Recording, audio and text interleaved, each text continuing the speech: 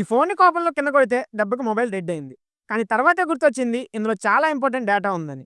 మరి ఆ డేటాని ఎలా రికవర్ చేసామో చూడాలంటే మొత్తం వీడియో చూడాల్సిందే. అయితే ఈ ఫోన్ మోడల్ వచ్చేసి సామ్సంగ్ గెలాక్సీ M35 5G. దీన్ని కింద కొట్టి పడేశారు. ఆ తర్వాత పూర్తిగా ఆగిపోయింది. మొదటగా కస్టమర్ డిస్‌ప్లే కంప్లెయింట్ ఏమో అని వాళ్ళ చుట్టుపక్కల ఉన్న షాప్స్‌లో అడిగితే దీనికి డిస్‌ప్లేలు లేవు అన్నారంట.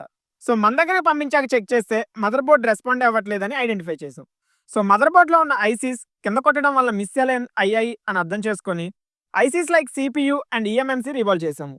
రీబాలింగ్ సక్సెస్ అయింది అండ్ మదర్ బోర్డ్ వర్క్ అయింది. కానీ షాక్ ఏంటంటే డిస్‌ప్లే ఆన్ అయ్యి ఇలా పింక్ కలర్‌లో వచ్చింది.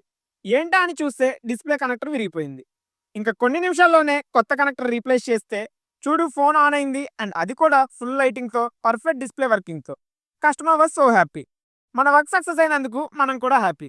అయితే ముందు మాట్లాడుకున్నట్టు డేటా మొత్తం కూడా రికవర్ చేసాము. సో ఇలాంటి కంప్లైంట్స్ ఉంటే స్క్రీన్ మీద ఉన్న నెంబర్‌కి కాల్ ఆర్ మెసేజ్ చేయండి అండ్ ఇలాంటి మరిన్ని వీడియోస్ కోసం మన పేజ్‌ని ఫాలో చేయండి. Thanks for watching.